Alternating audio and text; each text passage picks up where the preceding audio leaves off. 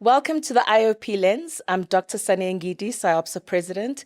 Welcome for another episode where we delve into the real stories and journeys behind industrial and organizational psychology.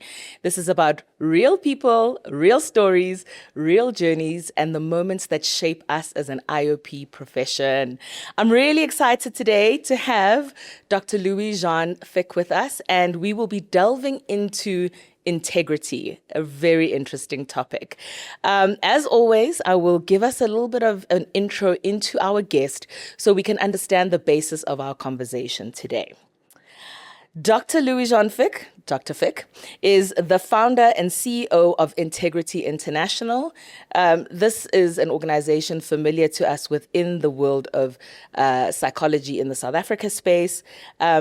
Known in industry as Integ, a South African-based organization with more than 45 years of experience in the world of work. Dr. Fick is an industrial psychologist whose life's work has been dedicated to a single powerful question: how do we measure integrity? With deep roots in the psychometric community and registration with the Health Professions Council of South Africa, he has built Integ into the only organization in the world that offers a complete, dedicated battery of 7 psychometric instruments, each designed to assess integrity from a different angle.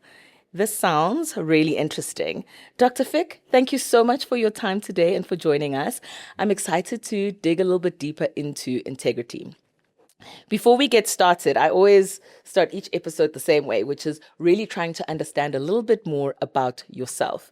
Tell me, how did you end up in the field of IO psychology? It's a very good question. First of all, before I start, I thank you for the opportunity to partake into this podcast. Now, cast. I think it's an honor. And it's an opportunity to also to convey to my partners out there what my life is like and how I end up as an IO. And as I also mentioned to you in our earlier discussion, when you said goodbye to us, when we saying good to our pocket, hello to you. Yes. Okay. I think what I would like to start off by telling you, it didn't just happen overnight. There was a big time element involved in gradually developing to what I am and what I'm doing today. For example, when I was at school, we kind of decided that what I would like, well, that I must do, is to register as a BSc degree in all of it, food science. But later on, the first day that I entered into a class, I said, this is not for me. This is not for me. So what I did, I was scattering around and trying to find what I must find as a kind of position for me. It was decided that actually I should be in business, in the world of commerce, which I did. And over this period of time, I think I had the opportunity, especially during the first few years thereof. And during these first few years, I ended up in the Department of Industrial Psychology that was just decided to happen, to be introduced. The first few years, it was more or less psychology, for example, also playing a role. But later on, it was more management. Of course, that's also human being involved, but it's all from another angle. My first experience was that in my honors year, my professor, the head of department, he was apparently impressed by me as a student and offered me a job as a lecturer in industrial psychology, which I accepted with glad appreciation. But in that period of time, in my first period of time as a student, that was also carried over to being a lecturer. I was more involved in developing psychometric tests. That was something new at the time. I'm talking about 55, 60 years ago. Of course, we must also take into consideration I'm not born yesterday. And as a result of that, I end up also in a situation where I had to do a partnership with the, let us say, the academic side and the practical side of business. And it so happened that I did an internship also in that, I think it was in the 7th year of my lectureship. And in that period of time and being involved with the other interns, I was offered a job to become the chairman of the Municipal Service Commission. And that entered me into the government. And in that first few days of my employment there, I was also appointed as a HR of Cape Town City Council. But because of all this, I also become a member of the IPM. Now, the IPM is the Institute of People Management. People again.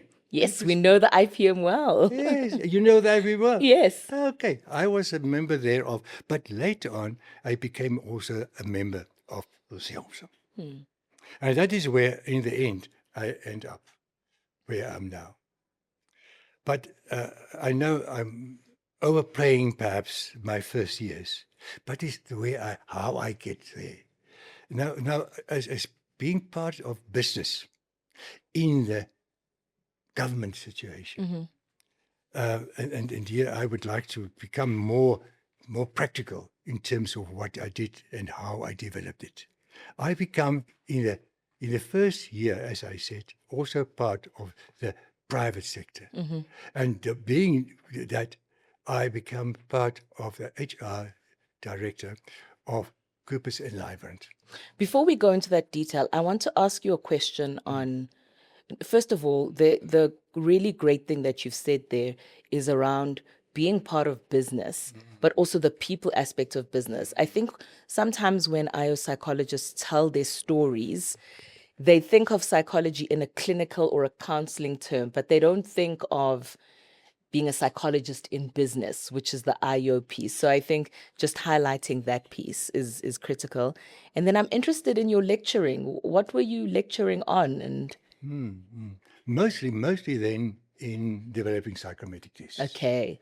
But behind this is the human side of enterprise. Yes. The human side of enterprise. Yeah. And that is still where I am today, but also roundabout the psychometric testing. And at the moment, for example, Intec, as you mentioned our name to be, Integrity International, we've got 27 psychometric tests, of which 7 is in integrity. So integrity is really very important to us. And you know, I will never change my colors from being a human being to being a moneymaker into being a business-orientated people. Nevertheless, I think it's also important to mention to you that it's getting much wider. Because I was also through the later on the PwC, the PricewaterhouseCoopers. They introduced me to let us call a very a gigantic international institution. I will just not mention the name now. Sure. I think that would be unfair. And they requested this partner of mine in-house, where I was actually working for, to tell them to do a research and to tell them to write a report on what is integrity all about. Yeah, no, I'm talking about years ago.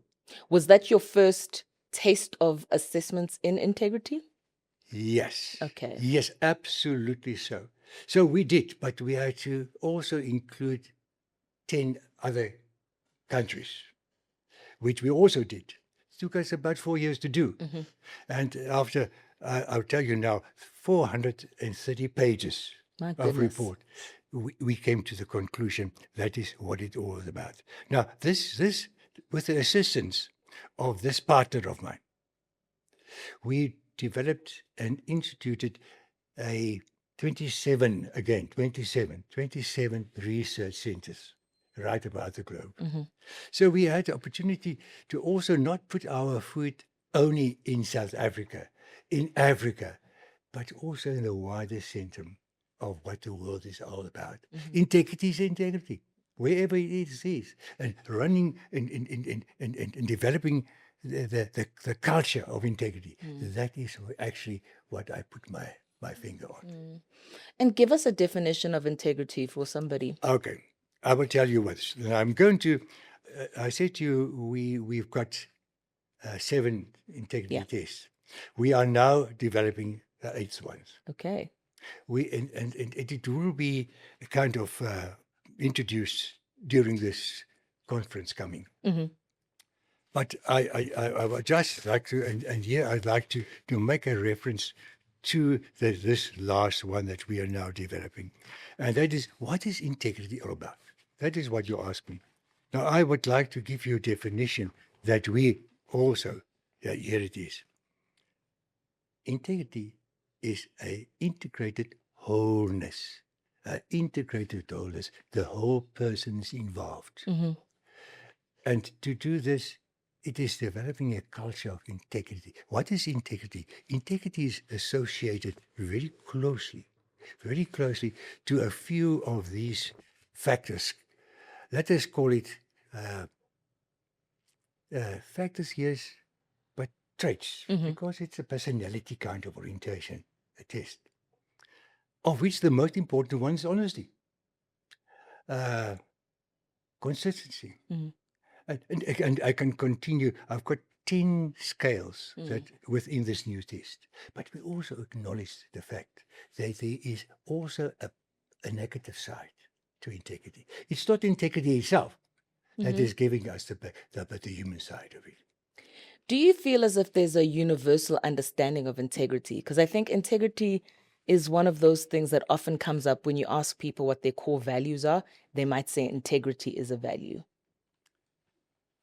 I would say to you, when it comes to values, integrity has grown over the years to be perhaps the core factor. But it also includes, for example, honesty. Honesty, as I just mentioned, but consistency. But all of these factors, scales, are in a positive domain. While it's also on the negative domain, the counterproductive work behavior. And that is the best. Now, I said to you, I'm not going to swear, but it's the nearest to I'll come to swearing. What's the negative side of integrity? The negative side of integrity is a counterproductive work orientation. How does that show up? People like themselves. They like to be involved in growing and bigger, become bigger and bigger. But how? By themselves, how they can gather more. And I think you will also appreciate that because you're also a human being. People like to get better in their standing, especially also in something that can be measured, like money, like status. And that is all related to the counter contribution. That people don't even later on know that they are actually and put their faith more in this counter on the value that they can get to themselves. And that is a counter value of integrity. Okay. But it is something like 30% to 70%, where 30% is going to this counterproductives and the 70% is going to the pure integrity side. So when you mention that you've got 7 integrity tests, what different aspects of integrity are you measuring? Well, the most important is the covering of totality. And as I also mentioned, there's a last test, for example, in our case, we've got 10 integrity traits. Now, that 10 traits are all positive, all integrity orientated too. But it doesn't let us be freed of the counter side. People are like that. Even me and you.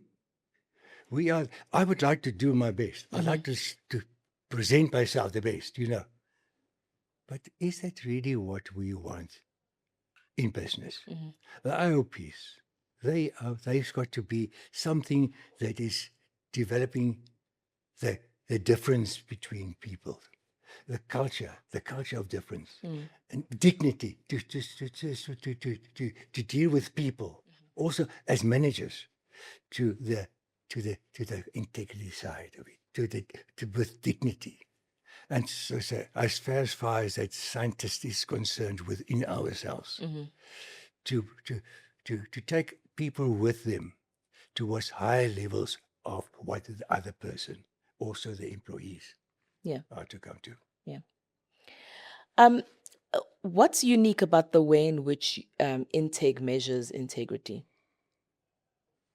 I think the most important is that we acknowledge the fact that there is a negative side of it also. And that is where I would like the size.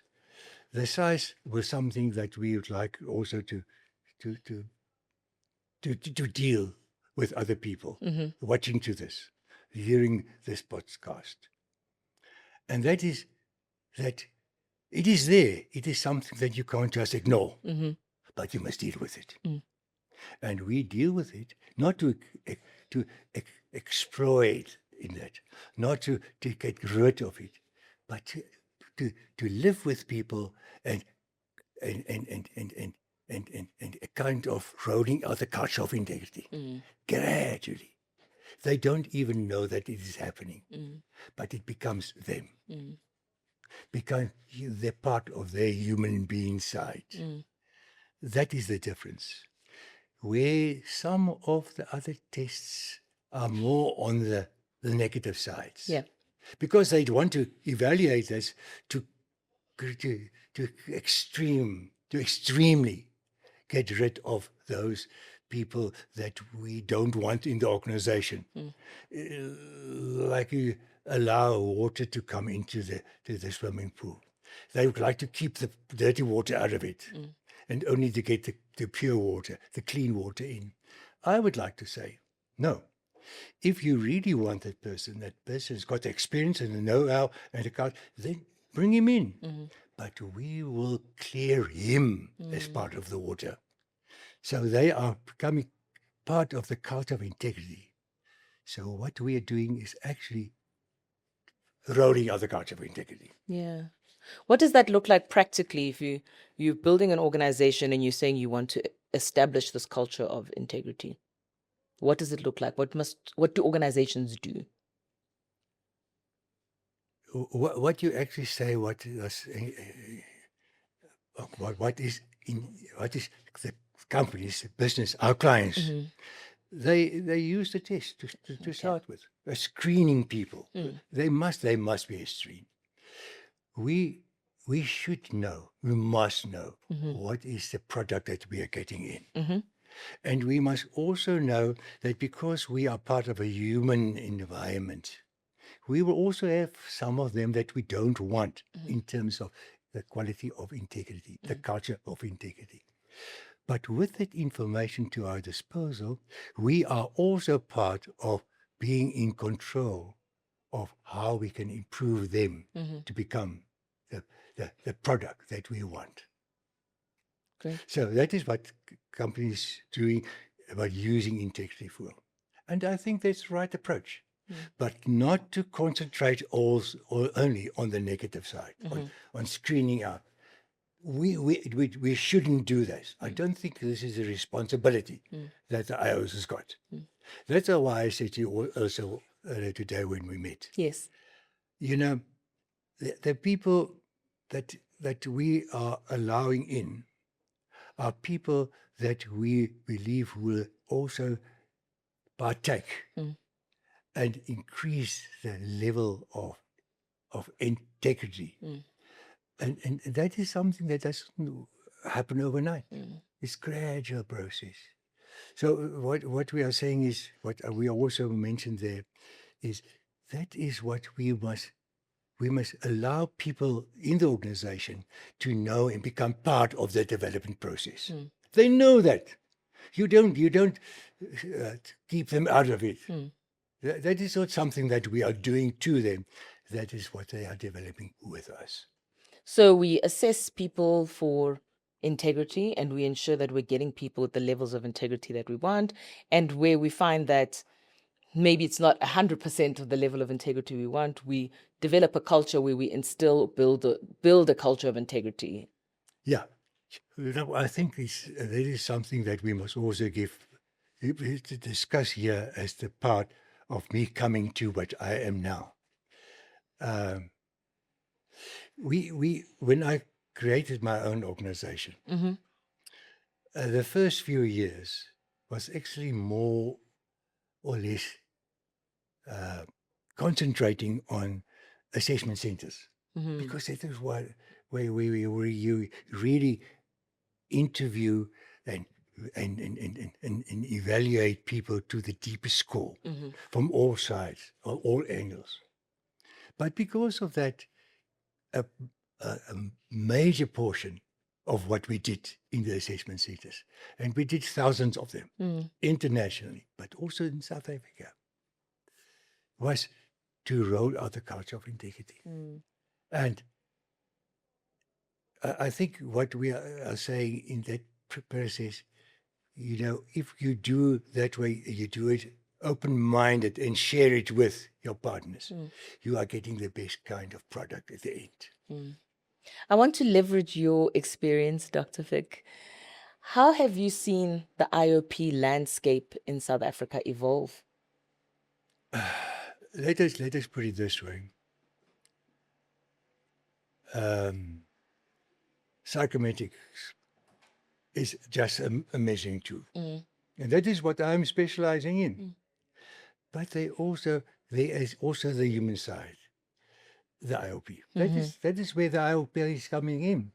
And they are in the best position to change and to deal with the differences in the world. And they are already established themselves as it is. But in the future, they will become more and more important. And I wrote down a few notes here, but and that is, if you consider that, and I think we must mention to you what are the 10 factors, what are the 10 scales, traits that I'm looking for in integrity. Honesty, and I'm going to mention them each in detail. Honesty is the most important one. Historically, for example, when they measure integrity, they measure personality. They measure honesty, but honesty is not the only thing that's important. So the other one is conscientiousness. Conscientiousness is the next in rank order, the most important. Then it is socialized control. There must be the control, but it must be the social side coming in. Accountability, stability. No, running through it, if you don't mind.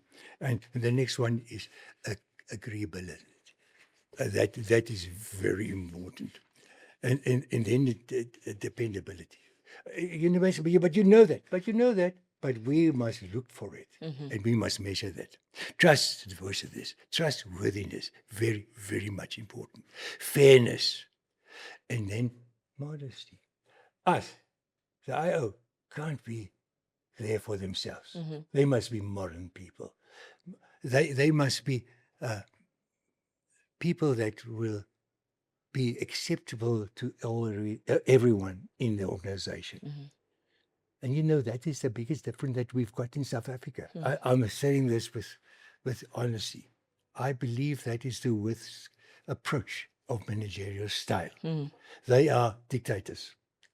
Not in a bad side, but to a very large extent, it's my business. That is how I want. That is what I want from you. But it shouldn't be. It's a modest kind of thing. They must be part of it, and they must also treat the people. And that is the future of IO. Absolutely so. And that is what's so making SIOPSA so important. They are actually rolling it out. You know, my experience since becoming parcel of SIOPSA, and that is also covering a hell of a long time already.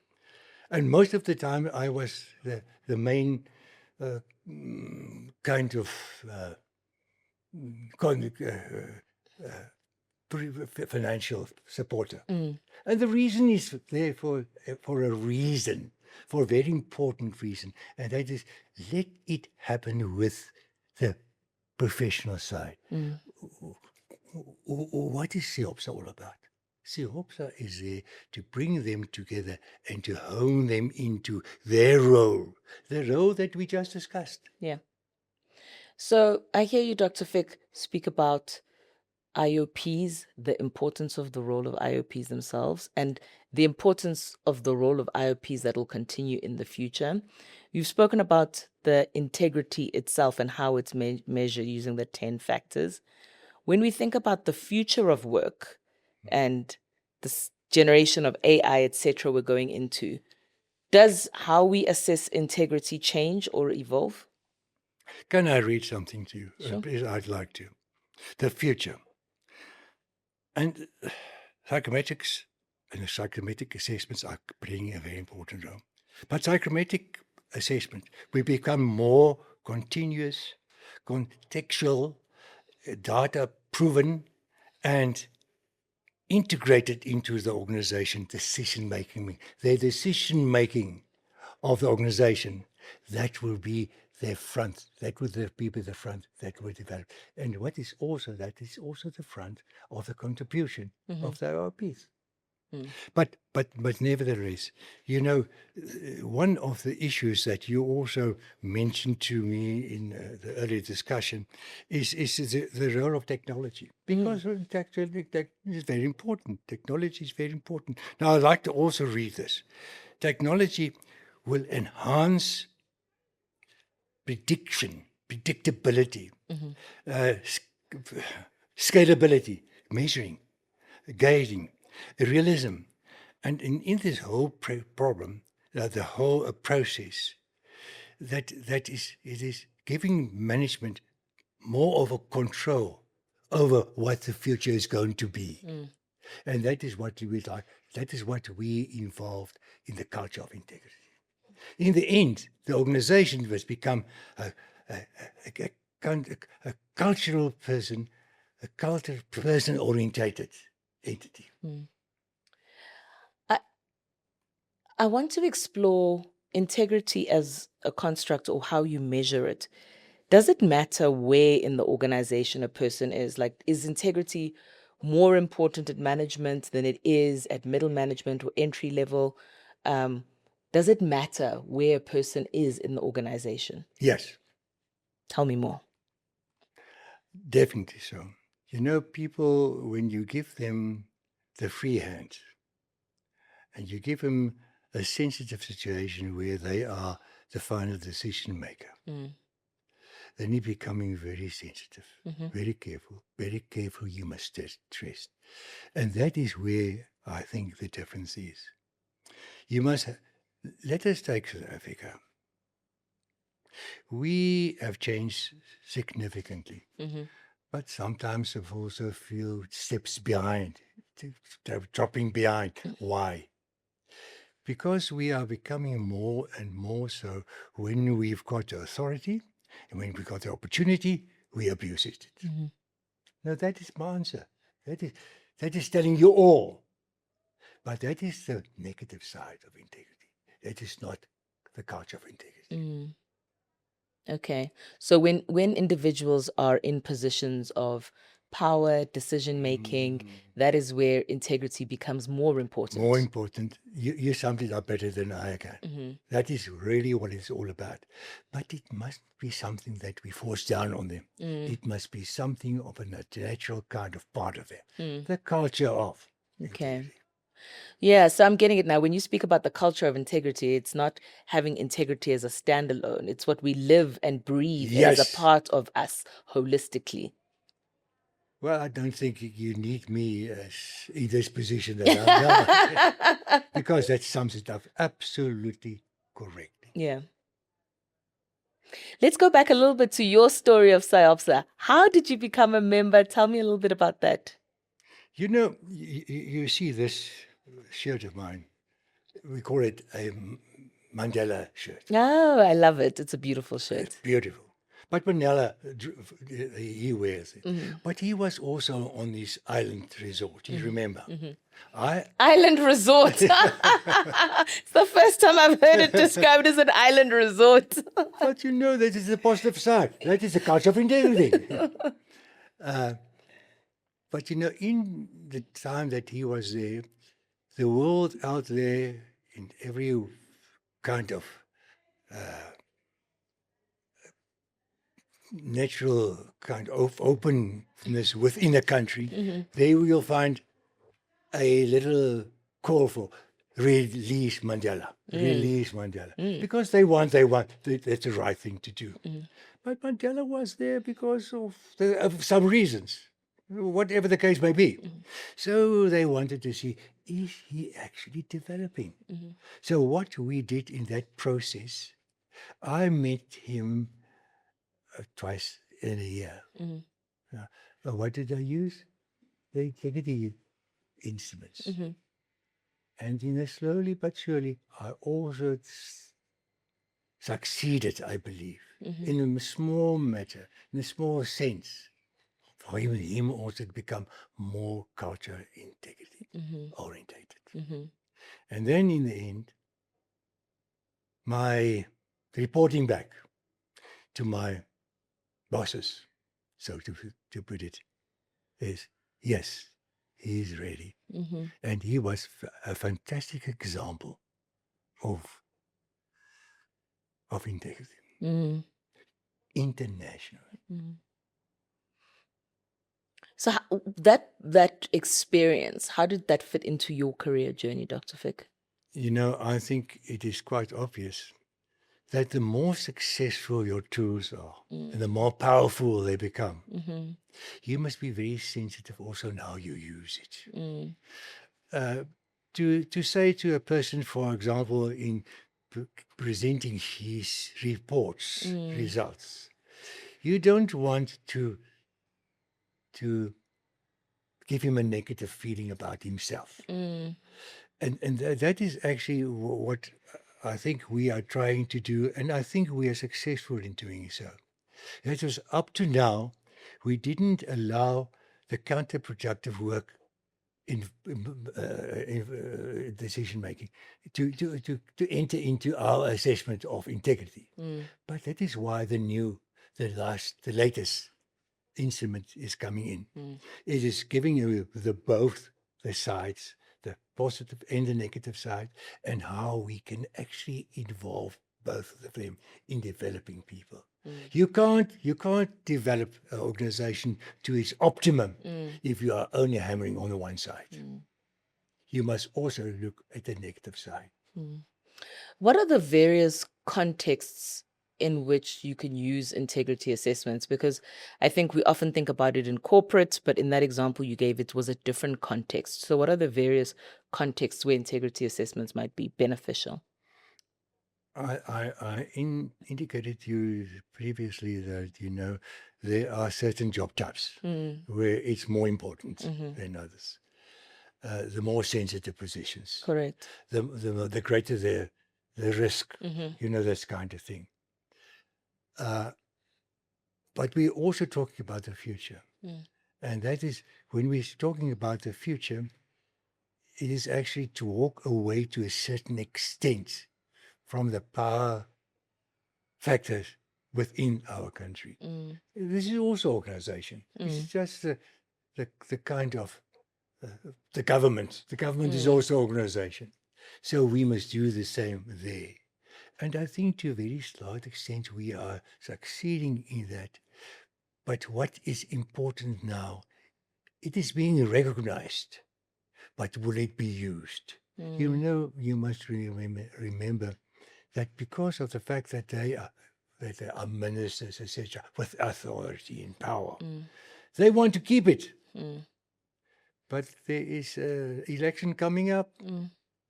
So what we are doing is to say, make ourselves ready for this change around, the rolling out of the government. I repeat myself, I know that. But that is what it is all about.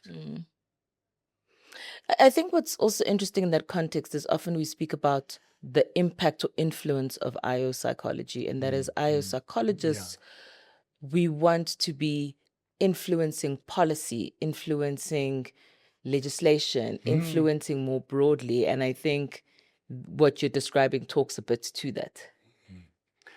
You know, I feel I'm repeating myself, but that is really what it's all about. You must get the people that you want to be involved in this, involved really, to the extent that they don't even want you as a kind of a guiding, a counselor.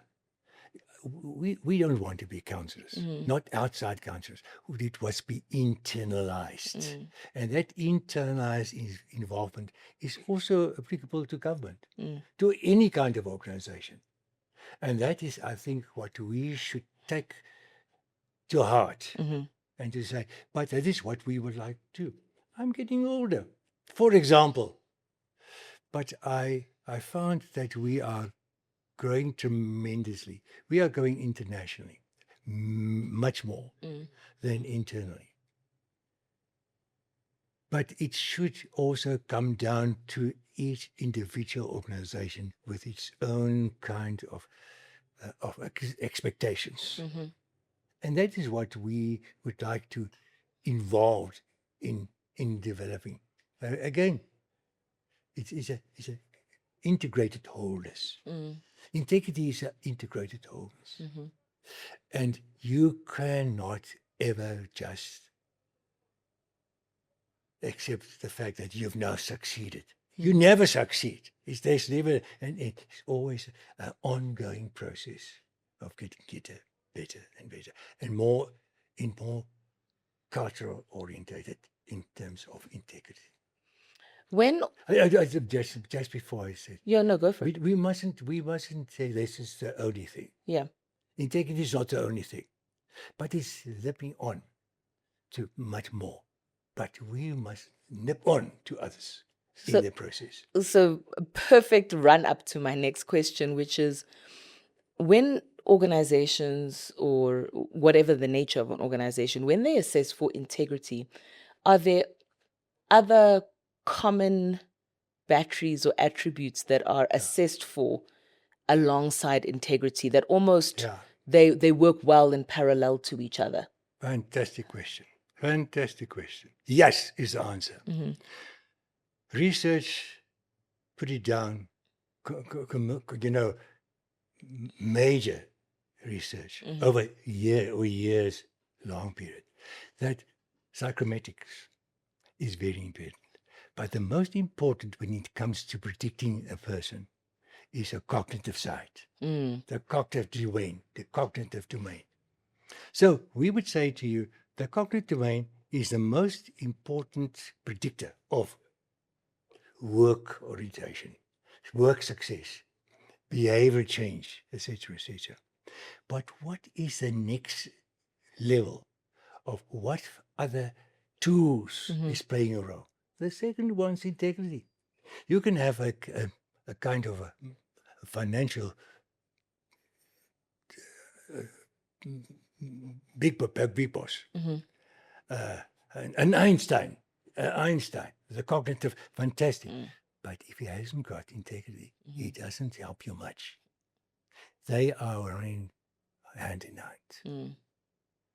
But that is true about this in general terms. Yes. I don't think I'm sharing something with you new. That is what it is about.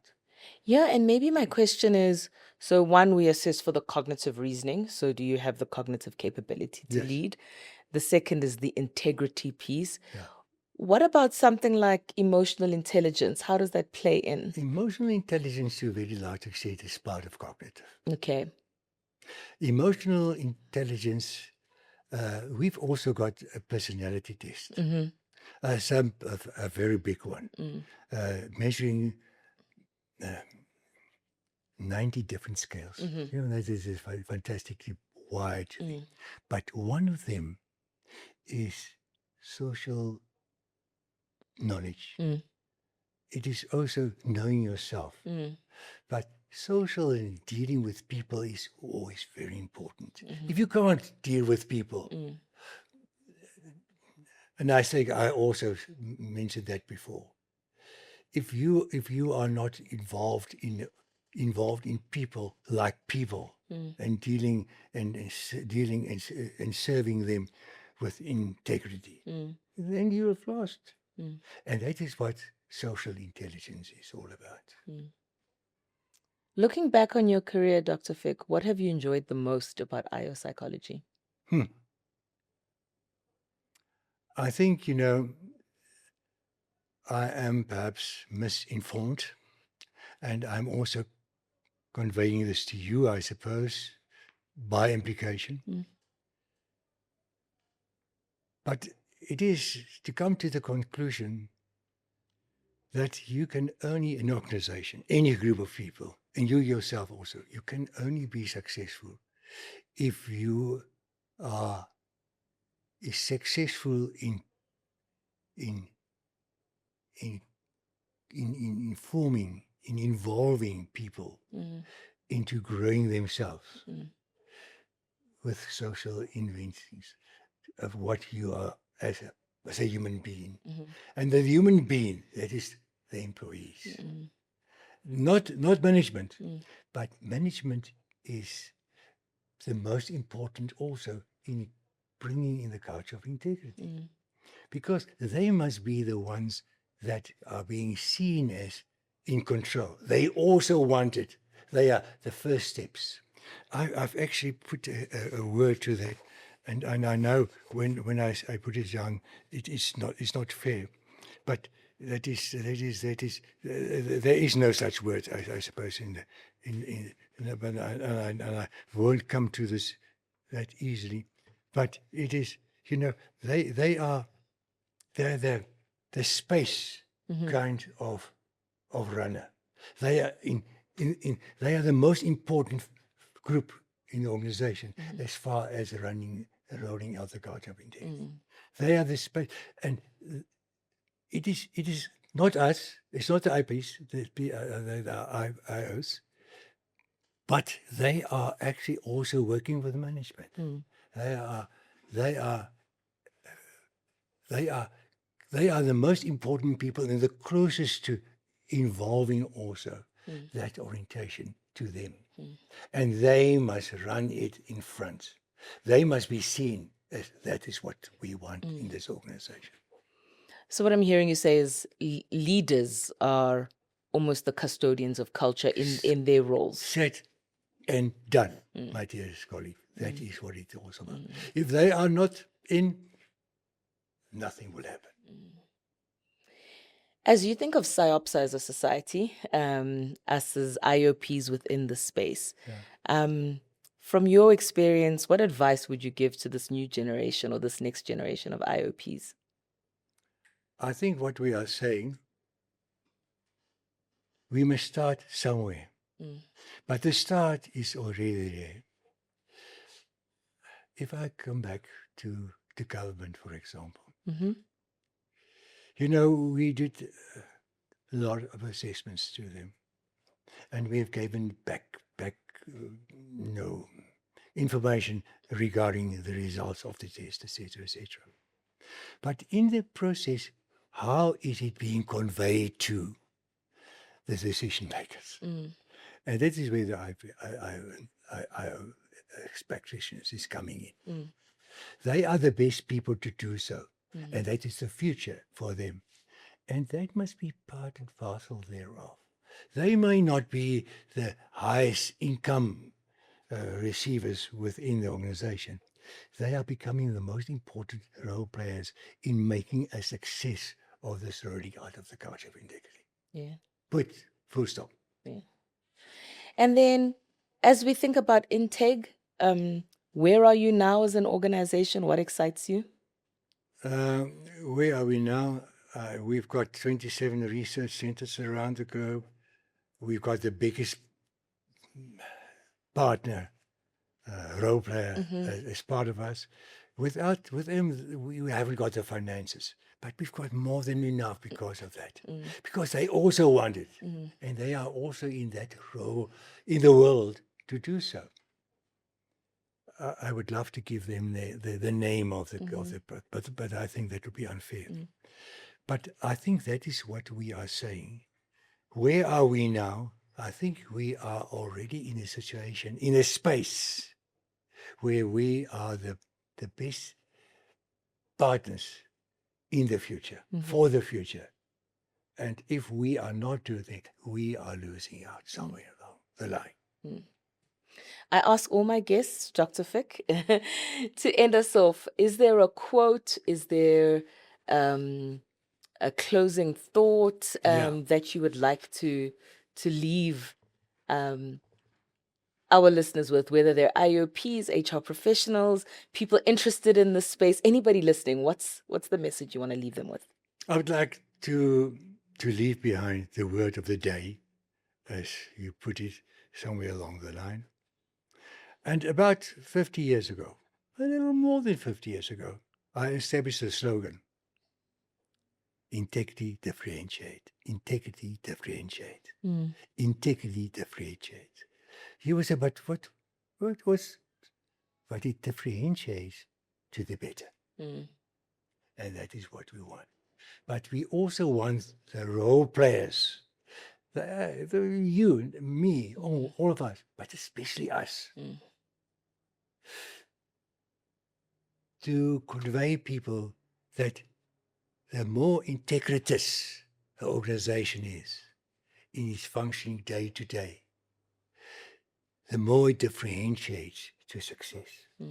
What is a success? In the end, it is always better to have a culture of integrity in an organization. Thank you, Dr. Fick. I think my key takeaway here is your closing line, that integrity differentiates. The strong note around that integrity is the culture. It's a core piece of the culture that we build. The importance of having power, decision making, and when then integrity is such a core piece of it. And then I think just leveraging your own personal story and understanding the lens and perspective you bring of the IOP journey has been really great. Thank you for that. Thank you for sharing your insights. Thank you for taking us on the journey with you. Thank you for taking us into spaces where we might not think IO psychology is playing a role at this point in time. And thank you for Integ for joining us as a sponsor and partner for conference this year as we think about the future of the world of work, human plus AI. Integrity is a core part of that. And so looking forward to our continued partnership. Thank you, Dr. Fick. Fantastic summing. Thank you very much to you. Awesome. Thank you so much. Thank you, Dan. If you enjoyed that, please like, subscribe, and share. Join us again on the IOP Lens, where we share IOP stories, IOP journeys, and we look forward to seeing you at the SIOPSA conference. Thank you.